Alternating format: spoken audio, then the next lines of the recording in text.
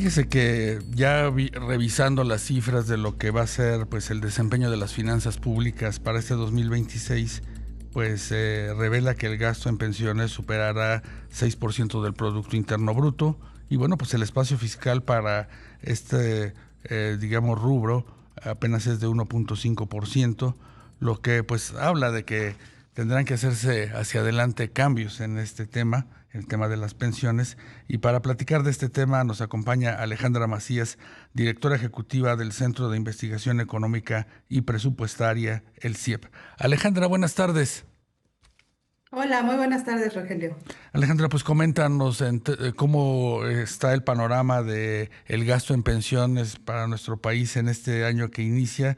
De alguna manera, pues se han dado algunos cambios, sobre todo en la parte de las pensiones en el sector paraestatal, también para los trabajadores del ISSSTE. ¿Qué tantas presiones se están dando en este rubro? Claro que sí, pues mira, básicamente voy a dirigirme a un documento que publicamos Sí, el semana pasada, ¿no? Que es sobre indicadores de la OSD y cómo estos indicadores pues nos alertan de que el gasto en pensiones va a seguir creciendo y va a seguir creciendo en una manera importante. Voy a abordar tres, ¿no? El sí, primero, digamos, son buenas noticias. Lo que dice la OSD es que estamos aumentando los beneficios y que tenemos tasas de reemplazo de 80% en promedio y de 132% para los salarios más bajos. Y esto lo calculan con base en las reformas recientes de sí, pensiones, que fue la de 2020, ¿no? Donde se sí, aumenta la contribución, se reducen semanas de cotización, y la de 2024 donde se crea el Fondo de Pensiones para el Bienestar. exactamente. Sin embargo, pues hay que recordar que la primera reforma a la que me refiero, la de 2020, se va a implementar completamente hasta 2030 y el Fondo de Pensiones propiamente también tiene algunos problemas para su fondeo. Entonces, pareciera que estamos aumentando beneficios y que eso, pues de alguna manera se refleja o reflejaría en aumento del gasto en pensiones. Ahora, solo recalcar a la audiencia que si bien más del 6% pareciera, del PIB pareciera no muy alto, porque hay países, por ejemplo, europeos que gastan el Sí, 16%, pues también hay que recordar que México es uno de los países que menos recauda. Entonces, el crecimiento de las pensiones es mucho más alto que el crecimiento de nuestros ingresos por presupuestarios supuesto. y todo eso lo estamos pagando con gasto corriente, ¿no? El otro indicador es la edad de retiro. Generalmente los países de la OECD tienen vinculados la edad de retiro a la expectativa de vida, Sí, cosa que nosotros en México no hacemos, ¿no? Incluso hace unos 4 años, en la gestión de Bartlett en CFE, redujeron la edad de exacto. retiro, ¿no? De esos trabajadores Claro, y ahora también se reduce la edad de retiro en el ISSSTE, ¿no? Y se van a poder pensionar a los 53 años las mujeres y a los 55 me parece, los hombres en 2034. Entonces, eso va a generar todavía más presión al por sistema supuesto. de pensiones y a las finanzas públicas. Claro. Entonces, digamos que son los dos rubros que de alguna manera se destacan en este documento de OCDE, pero también si vemos el gasto de pensiones como, pues, porcentaje del gasto total del gobierno, pues también es relevante, ¿no? Sí, definitivamente nos estamos gastando un cuarto casi de todo el presupuesto en pensiones y el 40% de los ingresos tributarios. Y por eso al inicio de la plática, cuando tú mencionas el espacio fiscal, pues justamente ese espacio es el que nos permite hacer otro tipo de políticas. Y esto me da pie a hablar de la brecha que existe en el retiro entre hombres y mujeres, ¿no? Sí, Y entonces, si no tenemos, bueno, esta brecha existe porque hay problemas estructurales en el mercado laboral de origen, ¿no? Y también la carga de trabajo no remunerado que tenemos las mujeres. Entonces, si no tenemos espacio fiscal para hacer otras políticas como las de cuidados, cómo incentivar Ujú. esta parte de incorporar a la mujer en el mercado laboral, pues va a ser muy difícil realizar estos cambios y cerrar la brecha que existe entre hombres y mujeres en el retiro, ¿no? De hecho, la OECD lo que señala es que esta brecha aumenta de 2007 a 2024 de 28% a 35%. Y uno se puede preguntar, bueno, pero si existe la pensión para el bienestar, ¿no? Que Sí, cierra, o sea, atiende a muchas mujeres, ahora existe la pensión Mujeres Bienestar, que es a partir de los 60. Bueno, pues aún con eso no estamos cerrando las brechas.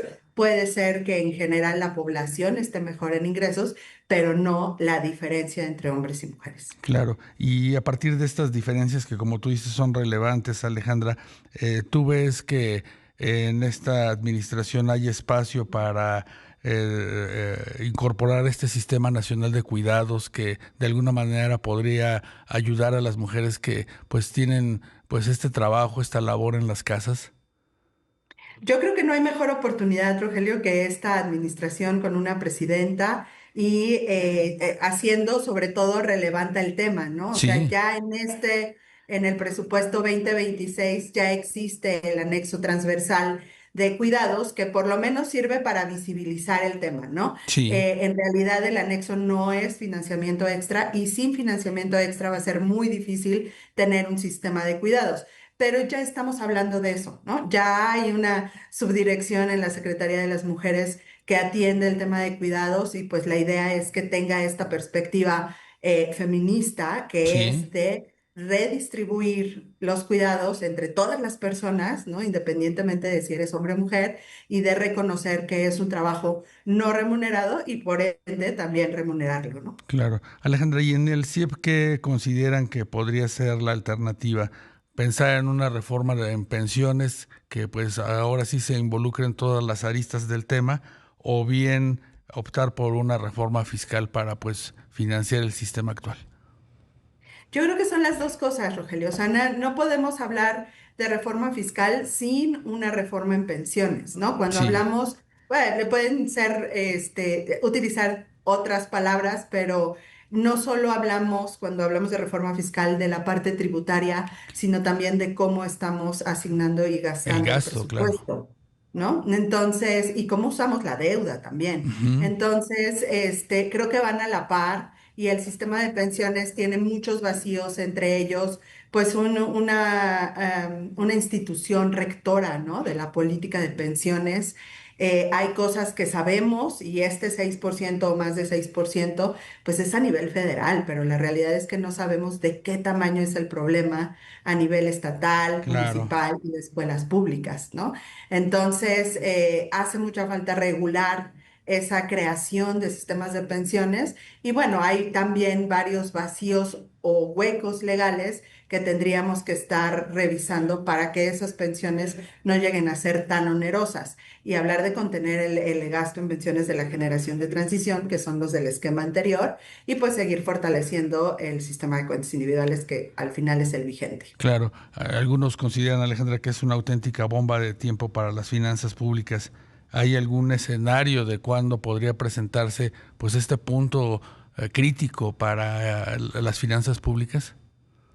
Bueno, lo que sucede es que si no hacemos crecer los ingresos, ¿no? El crecimiento de las pensiones nos va a alcanzar muy pronto. En realidad, nosotros tenemos un crecimiento de gasto, bueno, de pensionados y de Sí, gasto en pensiones hasta el 2035-40, que es ok, cuando se termina la generación de transición, y de ahí ya va a ir decreciendo, pero lentamente, ¿no? De claro. hecho, hay cálculos de la Auditoría Superior de la Federación que nos dice que vamos a terminar de pagar pensiones de reparto en 2120, ¿no? Entonces todavía nos queda un rato para pagarlas, aunque va a ir disminuyendo. Pero el problema es que pagamos esas pensiones con gasto corriente. Y si no aumentamos los ingresos, pues vamos a seguir utilizando recursos de salud, de educación, de Por supuesto. infraestructura o de deuda para poder solventar esto, ¿no? Entonces sí se puede convertir en un problema pronto de sostenibilidad de las finanzas públicas. Claro, claro. Pues todo un tema, un debate que pues más pronto que tarde debería de llegar a la sociedad y por supuesto al Congreso. Y te queremos agradecer a Alejandra Macías, directora ejecutiva del Centro de Investigación Económica y Presupuestaria, CIEP, que nos hayas acompañado esta tarde para reflexionar sobre este tema. Con muchísimo gusto y bueno, solo invitarlos a visitar la página de CIEP.mx y ahí pueden encontrar este documento que estuvimos comentando. Claro que sí, Alejandra. Muchas gracias.